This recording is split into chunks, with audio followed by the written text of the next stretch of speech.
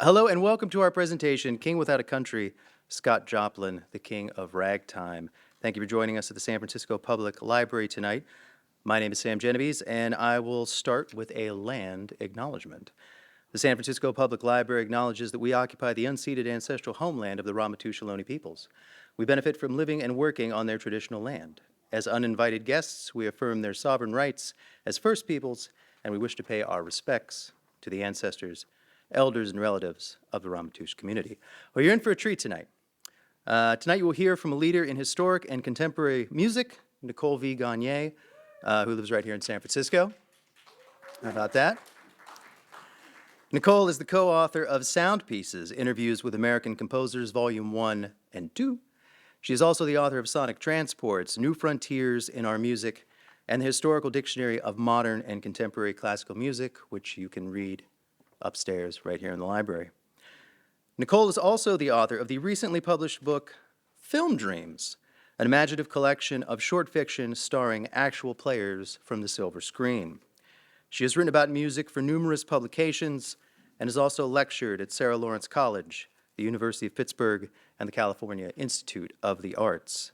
She was the librettist and co-composer with David Avidor of the opera Agamemnon, in which she also performed as a singer and instrumentalist. She wrote and hosted the SFCR radio show, A 21st Century Guide to 20th Century Music, from 2012 to 2018. Now please join me in welcoming to the stage Nicole V. Gagné.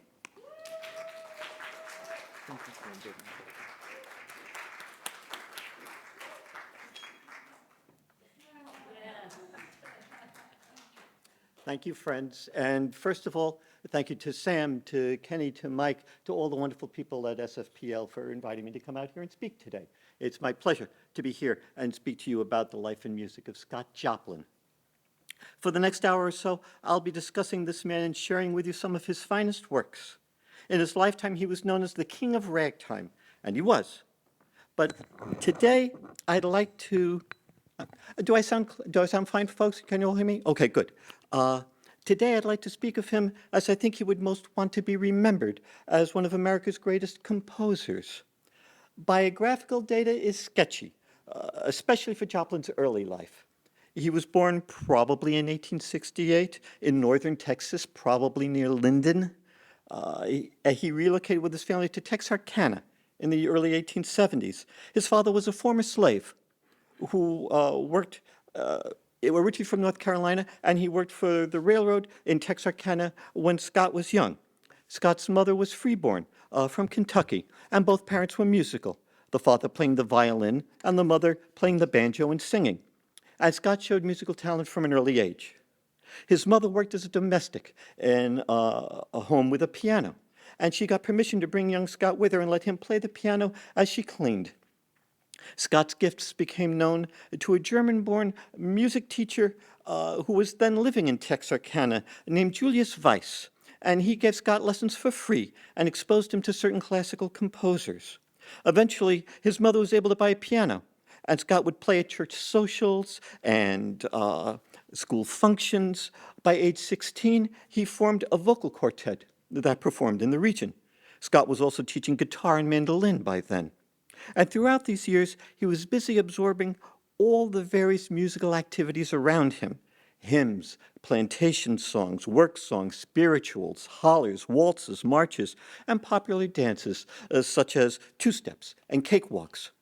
When he reached his late teens, Scott struck out on his own as an itinerant musician, traveling throughout the South and the Midwest, playing in dance halls, gambling dens, houses of ill repute, as well as more respectable venues, men's clubs, social events, etc. Sometimes he was a solo pianist, sometimes he was performing in bands, including brass bands with Scott and cornet. He had adopted the practice, among other wandering pianists, of playing in what they called ragged time, with the left hand providing a steady pulse, against which the right could syncopate melodies, creating rhythmic energy and surprises by accenting offbeats. Ragged time playing had its roots in black plantation and church songs, music that in turn reflected the complex rhythms of earlier African singing and drumming. Joplin was in Sedalia, Missouri in 1895, And there he was able to publish his first compositions, songs, a waltz, marches, which had some elements of ragtime. Published scores of piano rags composed by both black and white musicians became increasingly popular in these years, and in 1897, Joplin found a publisher for a piece of his entitled Original Rags. He also took some classes in piano theory and composition at the George R. Smith College for Negroes in Sedalia. And in 1899, his composition Maple Leaf Rag was published by John Stark, a white man who had befriended Joplin. Stark began promoting the score in earnest, printing some 10,000 copies of Maple Leaf Rag after he relocated his firm to St. Louis in 1900. Joplin also moved to that city soon after, because in that first year of the 20th century, the score just took off. By 1905, Stark was selling 100 copies per day. Joplin had a royalty agreement with Stark for Maple Leaf Rag, which was not then the usual practice with sheet music publishers. And this income was a real boon for him. The work also brought Joplin nationwide attention, and soon he was being celebrated in newspapers and by music publishers as the King of Ragtime, just as Johann Strauss Jr. had been proclaimed the Waltz King and John Philip Sousa the March King. Maple Leaf Rag set the standard for what came to be known as classic ragtime, played at a moderate tempo and employing 4 different melodies repeated and played sequentially: A, B, B, then a reprise of A, then C, C, D, D. Let's listen to this landmark work now. The pianist is Joshua Rifkin. I think you can appreciate how the exuberance and vitality of Maple Leaf Rag captured the public's imagination. It was also performed in all sorts of arrangements after its publication. There's a wonderful story of this piece being played in Washington, D.C., at the White House around 1905. At the time, President Theodore Roosevelt was holding a diplomatic reception, and his 21-year-old daughter Alice approached William H. Santelman, a German immigrant who was then the leader of the U.S. Marine Band. And according to one of the musicians, Alice said to him, "Oh, Mr. Santelman, do play the Maple Leaf Rag for me." When he protested that he'd never heard of the piece and it wasn't in the band's repertory, Alice just laughed. And she said, Now, Mr. Santelman, don't tell me that. The band boys have played it for me time and again, and I'll wager they all know it without the music. Joplin's Maple Leaf Rag was performed that day. And indeed, band parts for it, dating back to 1904, have been found in the Marine Corps Historical Center. Joplin's musical ambitions increased dramatically after Maple Leaf Rag. And as early as 1899, he formed a company of musicians and dancers and a narrator to perform a special work of dance theater, a musical tableau of African-American dances, essentially a folk ballet, which he called the Ragtime Dance. But there were few performances, and the score's publication in 1902 sold poorly. What did hit with the public in the early 1900s, however, were such classic piano rags by Joplin as Peacherine Rag, The Easy Winners, Elite Syncopations, and The Entertainer. In these years, Joplin's music was also being promoted by Alfred Ernst, another German immigrant. He was then director of the St. Louis Choral Symphony Society. And in 1901, he spoke to the St. Louis Post-Dispatch about Joplin. "I am deeply interested in this man. He is young and undoubtedly has a fine future. With proper cultivation, I believe his talent will develop into positive genius. Being of African blood himself, Joplin has a keener insight into that peculiar branch of melody than white composers. His ear is particularly acute. Recently, I played for him portions of Tannhäuser. He was enraptured. I could see that he comprehended and appreciated this class of music. The work Joplin has done in ragtime is so original, so distinctly individual, and so melodious withal that I am led to believe he can do something fine in compositions of a higher class when he shall have been instructed in theory and harmony. He is an unusually intelligent young man and fairly well educated." There was talk of Ernst taking Joplin with him on a tour of Europe, but that trip appears never to have happened. Still, Joplin kept aiming higher, and in 1903 he composed his first opera to his own libretto, a one-act work entitled A Guest of Honor. He formed the Scott Joplin Ragtime Opera Company, and his small group of singers and musicians toured through Iowa and Missouri, but the box office was poor, and the troupe had to disband. What's worse for us is that both music and text were lost and have yet to be recovered. Once again, what scored with the public were Joplin's piano rags of 1903, 04, 05, including Weeping Willow, The Cascades, and Eugenia. But this phase of his composition also reflected his higher aspirations, with his 1904 works, The Chrysanthemum, which he subtitled An Afro-American Intermezzo, and The Sycamore, designated a concert rag. And there was his brilliant score of 1905, Bethina, a concert waltz. With both the ragtime dance and a guest of honor, Joplin was able to develop his skill at arranging his own music. In 1909, Stark would publish a collection of ragtime orchestrations he called 15 Standard High-Class Rags. It was popularly known as the Red Back Book because of its red cover. Although none of its arrangements were by Joplin, this music was played and finally recorded in the early 1970s by Gunther Schuller, leading the New England Conservatory Ragtime Ensemble. That LP was a big hit, and it led directly to the decision to use Joplin's music in the score of the 1973 film, The Sting. The enthusiasm for arranging Joplin's piano music launched with Maple Leaf Rag has never receded. Today we can hear Scott Joplin's music in endless different versions, from chamber groupings of 2 or more instruments, to small bands, to large ensembles. And I have to say, to my ears, these arrangements always sound inferior to Joplin's original piano scores. They invariably inhibit the emotion and expressivity of his music. Now, different arrangements never seem to impact adversely the music of Bach, whose scores are constantly being arranged and rearranged. But Bach composed a music of counterpoint, of different lines moving along horizontally. In fact, arrangement for multiple instruments often benefits listeners because the different instrumental voices can clarify the polyphony of the various musical lines, something that can start to mesh together when you hear that music played on a harpsichord or an organ. You'll notice, however, that almost nobody bothers to orchestrate the music of Chopin. That's because Chopin was a piano composer who explored melody and harmony, and when the singing tones of his singular instrument are replaced by a group of different instrumental voices, the nuanced atmosphere and emotion in his music starts to dissipate. Joplin suffers in arrangements for the exact same reason, which only makes sense because Scott Joplin is our Chopin. He is the American piano genius of nuanced atmosphere and emotion. His music can be exuberant, as in Maple Leaf Rag, or elite syncopations. It can be brilliant and glittering, as in The Cascades, tender and affectionate, as in The Chrysanthemum, or Bethina, or Leola, clever and charming, as in Stop Time Rag with its foot-stomping obligato.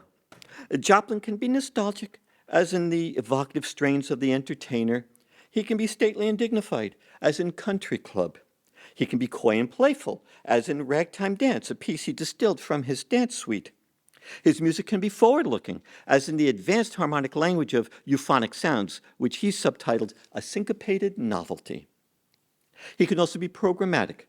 Great Crush Collision March depicts an intentional head-on collision that destroyed 2 locomotives, a public relations stunt that drew some 50,000 spectators in Texas in 1896. Joplin gave the dissonant passages of this march the headings, The Noise of the Trains While Running at the Rate of 60 Miles per Hour, Whistling for the Crossing, Noise of the Trains, Whistle Before the Collision, and The Collision.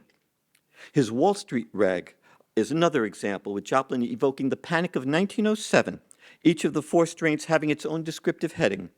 Panic in Wall Street, Brokers Feeling Melancholy, Good Times Coming, Good Times Have Come, and listening to the strains of genuine Negro ragtime, brokers forget their cares. Joplin's music can also be bitter and sarcastic, as in the mechanical assembly line rhythms of his penultimate work, which he titled Scott Joplin's New Rag. And it can be melancholy and contemplate death, as in his final score, Magnetic Rag. Joplin can also express a quality that is almost unique to his music, an intangible sensibility, an uplifting sensation that I can define only as nobility. Specifically, he is reinvesting black people with the self-respect, the dignity, and stature and value that white America worked relentlessly to strip from them. But he's also doing this for all of us who find ourselves trapped inside the belly of a consumer society. You hear this sound over and over again in his music, especially in the C&D sections, in such works as Pineapple Rag and Weeping Willow and Paragon Rag and Eugenia, an indomitable refusal to be beaten down. Here's a classic example, Scott Joplin's Gladiolus Rag, composed in 1907 as played in 1970 by Joshua Rifkin. The composer Virgil Thomson came up with a wonderful line when he was comparing Aaron Copland to another very successful American composer, Elliott Carter. At least when Aaron made it to the top, he sent the elevator back down again. The king of ragtime was also one of those people who sends the elevator back down. Scott Joplin promoted and sometimes collaborated with several other ragtime composers who went on to achieve prominence, all of whom were then younger people struggling to make a name for themselves in what had become a flourishing and popular movement in American music. Looking back on the ragtime era, musicologists have come to regard two figures as standing alongside Joplin at the pinnacle of ragtime composition. They were James Scott, a black composer-musician from Missouri, and the white composer-musician Joseph Lamb, born in New Jersey. Both were young men about age 20 when they deliberately sought out the older Joplin because they quite rightly regarded him as a master. In 1905, James Scott played some of his music for Joplin, who was greatly impressed and immediately hooked up the young man with his own publisher, John Stark. Stark would relocate to New York City later that year, but he went on to publish 27 of James Scott's rags over the next 16 years. Joplin performed the same service for Lamb in 1907, the year Joplin settled in New York, which is where he met Joseph Lamb and sent him to Stark, launching Lamb's career. There would be a dozen Stark publications of Lamb's music. Joplin and Lamb also collaborated on composing a rag, but the score has, alas, yet to be recovered. Other collaborations by Joplin with African-American composers, however, did see the light of day. The teenage Arthur Marshall became friends with Joplin in the late 1890s, and the two worked together on Marshall's Swipesy Cakewalk and Lily Queen, published in the 1900s. Scott Hayden, also some 15 years younger than Joplin, collaborated with him 4 times on Hayden's Sunflower Slow Drag, Something Doing Felicity Rag, and Kismet Rag. Marshall retired from music in 1917, but he lived into his 80s and became an important primary source on Joplin. Hayden died of tuberculosis in 1915, aged 33, leaving behind only those 4 collaborations, plus an unfinished solo work called Pear Blossoms. There are 2 Joplin collaborations I want you to consider today. Both date from 1906, and both were made with other black composers. The first one I want you to hear is especially significant because it points to the end of the ragtime era, although the style was still going strong in 1906 and wouldn't enter an eclipse until the late teens. This collaboration brought Joplin together with one of the most remarkable figures in American music, a man named Ferdinand Joseph Lamotte, better known by his professional handle, Jelly Roll Morton, the self-proclaimed inventor of jazz. In 1905, Jelly was in Mobile, Alabama. He was maybe in his early 20s by then. And as he later told his biographer, the musicologist Alan Lomax, it was in Mobile that he met the celebrated ragtime pianist Porter King, a very dear friend of mine and a marvelous pianist, an educated gentleman with a far better musical training than mine, and he seemed to have a yen for my style of playing, although we had 2 different styles. He particularly liked one certain number, and so I named it after him, only I changed the name backwards and called it King Porter Stomp. I don't know what the term stomp means myself. There wasn't really any meaning, only that people would stamp their feet. However, this tune became to be the outstanding favorite of every great hot band throughout the world that had the accomplishment to play it, which was true. Once Jelly lost control of the copyright, the piece found its way into the repertoire of innumerable swing bands throughout the 1930s, including Benny Goodman's. Jelly had developed this piece around 1902, But according to witnesses, just a few years later, not only did Porter King contribute more than his name to the piece, but King and Morton also sent the score to Scott Joplin, asking him to add more to it and to arrange it, after which Jelly rearranged it and finally copyrighted it in 1906, but it wasn't published until 1924. Musicologists have been scratching their heads over the piece's history ever since. To my ears, however, Joplin's participation is crystal clear, however much Jelly may have revised it further. I'm going to play for you a performance from 1923, a piano roll of Jelly Roll Morton playing his King Porter stomp. And you'll hear how this piece follows follows the basic format of classic ragtime, A, B, B, C, C, D, D. Only this is a 1920s performance with a jazz vocabulary, an innovation in which Jelly was a crucial figure. So here, the repeats are all further developments and expansions of the original tunes.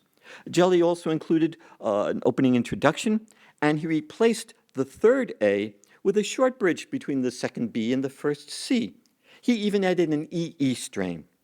But when I talk about the sense of uplift and nobility Joplin could create, I can hear its glow plain as day in the reiterated tones that distinguish both the C and D sections. Judge for yourselves. Let's give it up for Jelly. Yes. In that 1923 performance by Jelly Roll Morton, you can hear the one quality that distinguishes King Porter Stomp from classic ragtime, its speed. The quick tempo Jelly employed is characteristic of jazz, particularly from the 1920s. That fast tempo, however, is not what classic ragtime is about, not at all. But in the first years of the 20th century, ragtime performance was changing in the red light districts of major American cities. The music was being played more quickly, with pianists vying to demonstrate just how fast a tempo they could articulate. Joplin resisted the cutting contests and other competitions so many of the musicians were fond of because he was not any kind of piano virtuoso, seeing himself more as a composer than as a performer. He understood that the music he was making reflected the dance tempos of the cakewalks and the two-steps, the slow drags. But the newer generation that came up wanted to display their chops. And because Joplin shunned competitions, there would be those pianists in the clubs and the honky-tonks who would urge Joplin to play Maple Leaf Rag for them. And then they would try to show him up by playing their own high-speed versions of the piece, much to Joplin's dismay. Remember that line of Joplin's about stockbrokers forgetting their cares by listening to the strains of genuine Negro ragtime? Well, what was also dismaying Joplin in these years was the flood of inferior, trendy rags being published by the mostly white composers of New York City's Tin Pan Alley. So Joplin deliberately tried to clarify how this music should sound. A lovely piece of his from 1902, a march and two-step that he called A Breeze from Alabama, includes an explicit tempo indication on the score, not fast. In the score of his rag Leola from 1905, Joplin warns the pianist, notice, don't play this piece fast. It is never right to play ragtime fast. By 1912, he was openly mocking the new style of playing in his piece, Scott Joplin's New Rag. Nevertheless, endless pianists and performances of ensemble arrangements have persisted in jazzing up this music and playing it too damn fast. Let me digress for a moment and point out that this business of playing ragtime too fast is a classic example of our inability to appreciate our own cultural heritage. It's totally analogous to the way that we distorted silent films for decades. Silent movies were photographed and projected at a speed of 18 frames per second. When sound came in, the soundtrack was attached directly onto the film.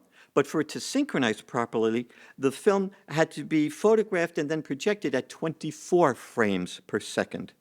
Sound projectors replaced the silent projectors, and so when a silent movie was revived, it was played on a sound projector, which meant that the silent film was now running about 33% faster at 24 frames per second instead of 18, which obliterated the atmosphere and emotion and realism of the silent film because everything was now speeded up and looked herky-jerky and silly.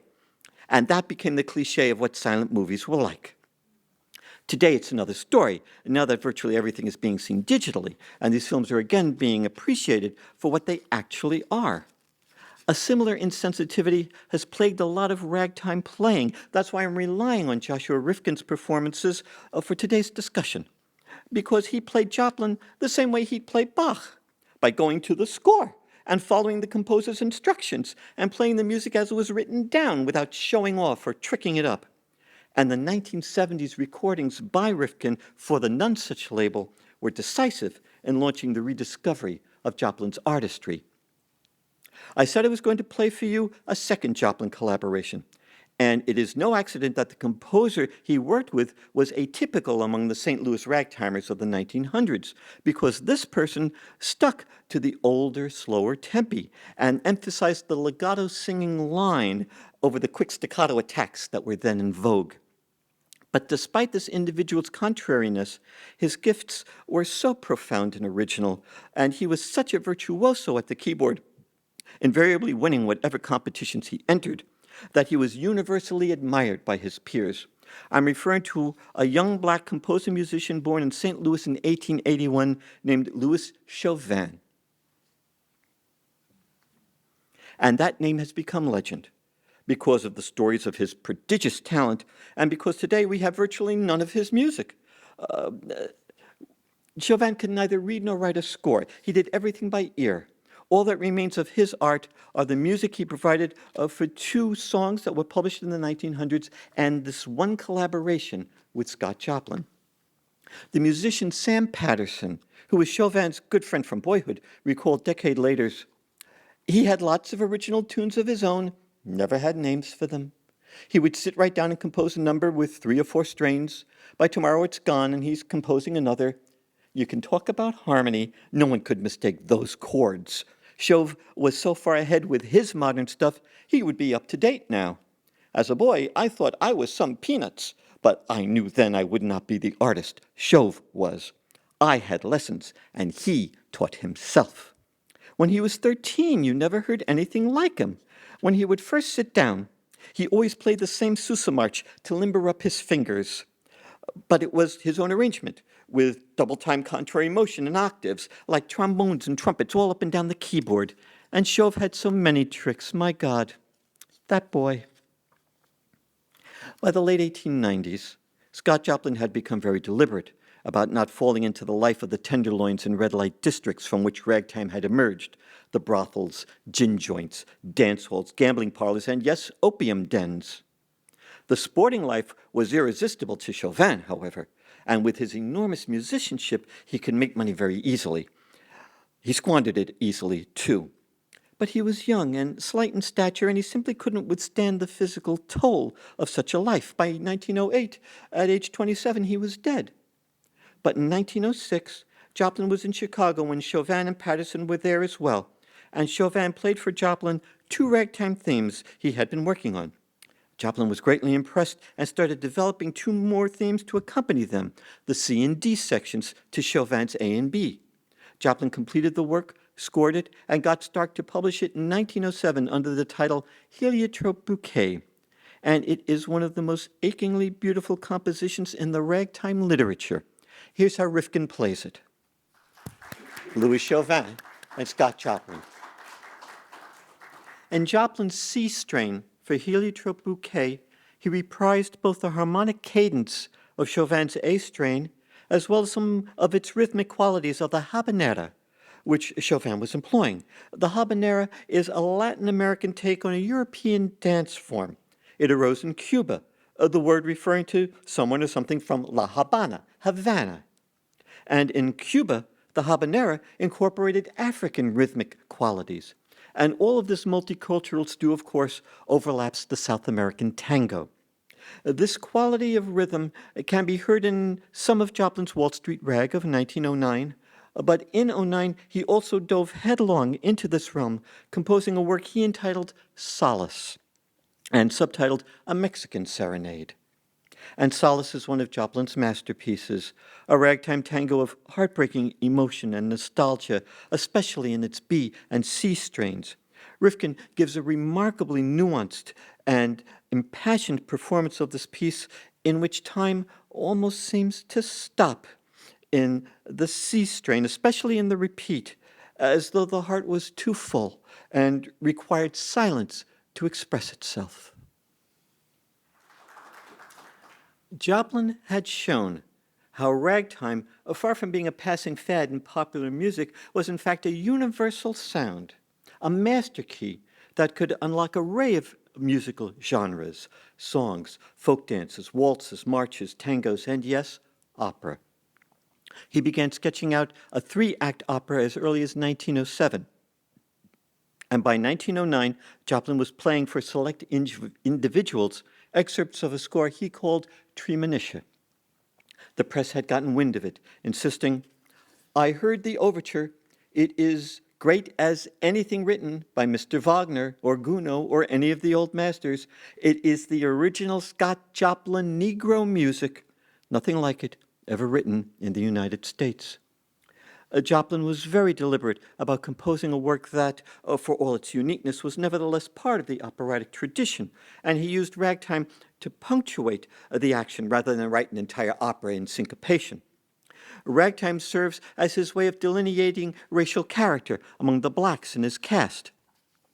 Joplin also wrote the libretto of Treemonisha himself, and he took as his subject a community of former slaves in Arkansas in 1884. They live almost hidden from the world within a thick forest, a geographic isolation that reflects their social isolation from the greater American society, as well as the circumscription of their own lives, hemmed in by fear and ignorance, by superstition and a lack of education. The metaphor, of course, is to the limits of black integration into American culture, something that could be achieved only through education. The opera's heroine is a young black woman named Treemonisha who has been educated by white people, just as young Scott Joplin had been first taught music by a white instructor.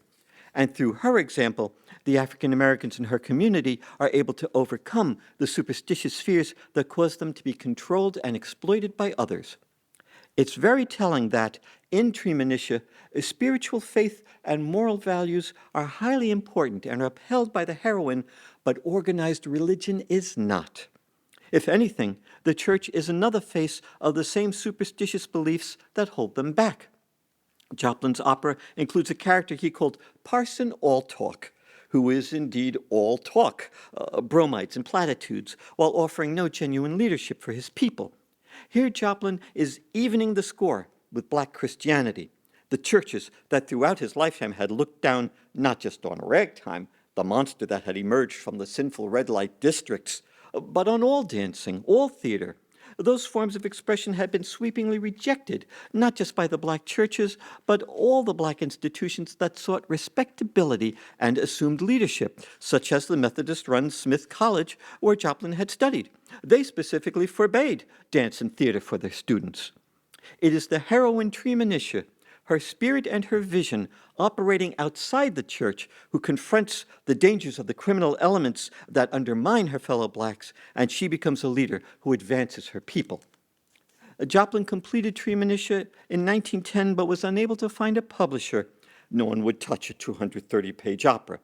And so he published the piano vocal score himself. The following year, the American Musician and Art Journal took note of what Joplin had accomplished, insisting, "He has created an entirely new phase of musical art and has produced a thoroughly American opera dealing with a typical American subject, yet free from all extraneous influence. Scott Joplin has not been influenced by his musical studies or by foreign schools. He has created an original type of music in which he employs syncopation in a most artistic and original manner. Treemonisha is not grand opera, nor is it light opera. It is what we might call character opera or racial opera. It has sprung from our soil practically of its own accord. Its composer has focused his mind upon a single object, and with a nature wholly in sympathy with it, has hewn an entirely new form of operatic art." We'll listen to some of Treemonisha, but first, I want to discuss Joplin's final piano music. All he published after 1910 are 2 collaborations with Scott Hayden and 2 more rags of his own. The last 2 rags he composed, and they are 2 of his greatest works. The first, entitled Scott Joplin's New Rag, was composed in 1912. The second is Magnetic Rag from 1914. And as I mentioned earlier, they're both dark pieces, works that reveal a man confronting the abyss. The bitterness and sarcasm of the 1912 rag, its typewriter-like gestures, especially in the A strain, and its unusually quick tempo throughout. Joplin marked the score allegro moderato. These were his way of thumbing his nose at everyone who wanted him to get with the times and speed up his music. The people who believed he could just grind out hit after hit after hit, like some factory of ragtime. Magnetic rag is even more bleak, evoking the specter of death.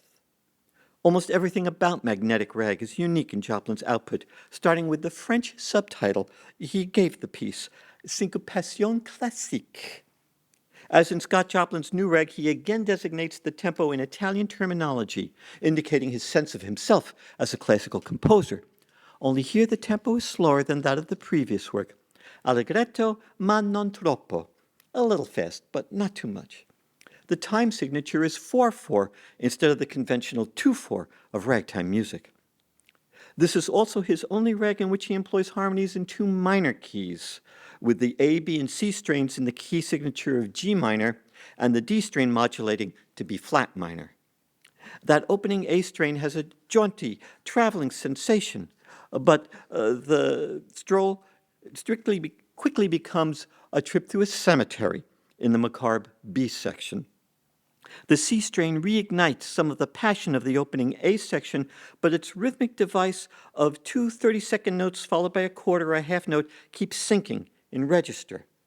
Those two 30-second notes can also be heard as an echo of the repeating pair of grace notes from the unsettling B strain. And with his modulation to B flat minor in the D strain, Joplin reaches a terminus, a cessation, with a reiterated high C in its closing bars, serving as a death knell. Magnetic Rag also features a striking structural change to the form of classic ragtime, in that Joplin decided not to repeat the A strain in between the second B and the first C. Instead, he reprises the A strain after the second D, in other words, as the last strain of Magnetic Rag. By doing so, he intensifies the tragic perspective of the piece, giving that upbeat opening music a pathos, a farewell quality, which it would not have carried had it been repeated in the middle of the rag. Underscoring this leave-taking is the brief 8-bar coda with its gradually descending melodic line, which ends the piece. The pianist Joshua Rifkin understood the emotional depth of Joplin's score, as you'll hear in his performance of Magnetic Rag. There are two main reasons for the disturbing emotion in Magnetic Rag, Joplin's final piano rag. One was the collapse of his dreams for Treemonisha because no one would produce or stage his opera. The closest he ever came was a day early in 1915 when he tried to attract backers by renting the Lincoln Theater on 135th Street in Harlem. The only instrumentalist was Joplin at the piano, accompanying his singers and dancers. He played for a small audience, mostly people he had invited. There were no scenery, there was no costumes. Nothing came of it. The other reason for the bleakness you've heard is the fact that by then, Joplin's health was cratering. Syphilis can remain dormant in a person for a long time, some 20 or 30 years, before manifesting its most destructive effects, the mental and physical deterioration that lead inevitably to paralysis and death. This disease ravaged Joplin's ability to play the piano. The pianist and composer Eubie Blake recalled meeting Joplin at a reception in Washington, D.C., probably sometime in 1915, where several ragtime pianists were in attendance and performed. Joplin, however, begged off, insisting that he was ill. Still, people were persistent, and Joplin relented and sat down to play Maple Leaf Rag. Blake said the performance was pitiful. He recognized what the problem was, and he used a slang term for it. He was so far gone with the dog, and he sounded like a little child trying to pick out a tune. I hated to see him trying so hard. He was so weak. He was dead, but he was breathing. I went to see him after, but he could hardly speak. He was so ill. This is why I have not played for you any of the handful of piano rolls Joplin recorded in 1916. They simply aren't representative of his music or of his own abilities. The best of them sound as good as they do only because they were heavily edited. But Joplin's rhythmic imagination, his sensitive tempi, his expressivity, they're not there in his piano rolls. That same year, 1916, Joplin announced to the press that he had completed a musical comedy and was working on a symphony. But none of that music survives, if it was ever composed at all. Whatever work Joplin was still able to produce by then, he soon after destroyed. His fits of depression alternating with paranoid mood swings and fears that his music would be stolen by others. In January 1917, he entered Bellevue Hospital in New York City, and in early February was transferred to the mental ward of Manhattan State Hospital on Ward's Island. His descent into madness was followed by speechlessness and paralysis, and on the 1st of April 1917, at the age of 49, Scott Joplin died on Ward's Island. Before that week was out, the United States entered the First World War.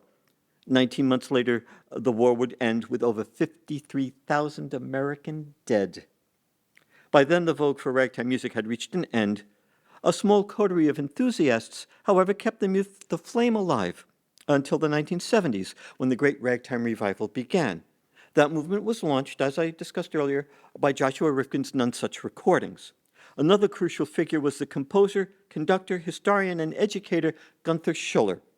When the revival reached its peak, full-scale productions of Treemonisha became the crowning events, with performances in Atlanta and Washington, D.C., and finally the Houston Grand Opera in 1975, with Schuller's sensitive orchestration of Joplin's piano score. He said, "I wrote as closely as possible to what Joplin would have done in terms of the instrumentation and abilities of pit bands of his day. I tried to keep in mind what Joplin would have had in his ear." That production from Texas, the state where Joplin was born, then relocated to New York and ran on Broadway for about 9 weeks. This successful realization of Treemonisha led to Joplin being awarded a posthumous Pulitzer Prize in 1976, our bicentennial year. Joplin's widow, Lottie Stokes Joplin, gave an interview in 1950 in which she asserted, "You might say he died of disappointments, his health broken mentally and physically, but he was a great man, a great man. He wanted to be a real leader. He wanted to free his people from poverty and ignorance and superstition, just like the heroine of his ragtime opera Treemonisha. That's why he was so ambitious. That's why he tackled major projects. In fact, that's why he was so far ahead of his time. You know, he would often say that he'd never be appreciated until after he was dead." Whenever I hear someone say that Scott Joplin was ahead of his time, I always think of the great early modernist composer Edgar Varese. He insisted that artists are never ahead of their time. The problem, he said, is that most audiences are behind their time. But Lottie Joplin was quite right when she insisted that Joplin was seeking to elevate and educate people, his people and all people. I want to leave you with a video of the finale of Treemonisha from its Houston production. The closing number is the celebration of Treemonisha as the leader of her people, and she leads them in a dance called a real slow drag.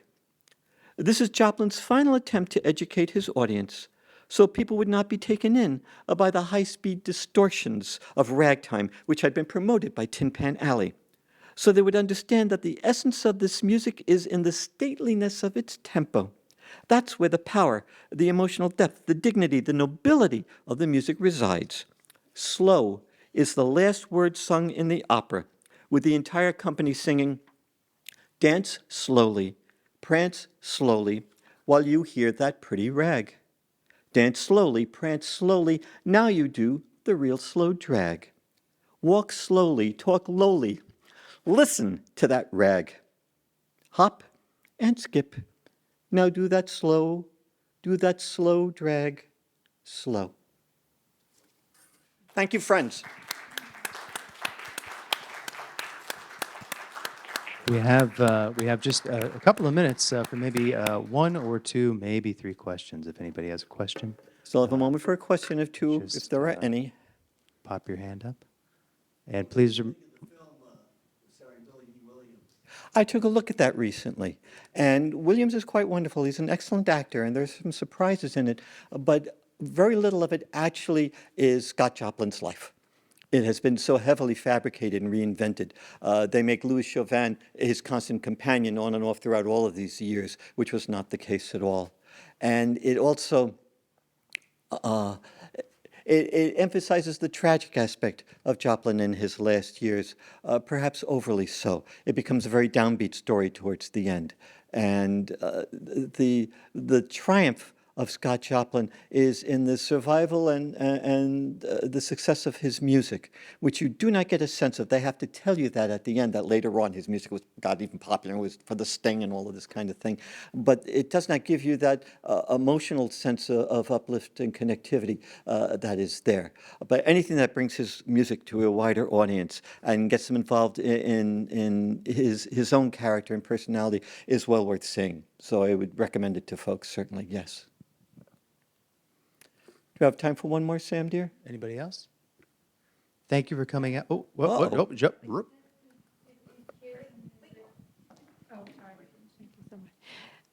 Thank you, Nicole. That was incredible. That was Dear. I'm great. so glad you're able to come.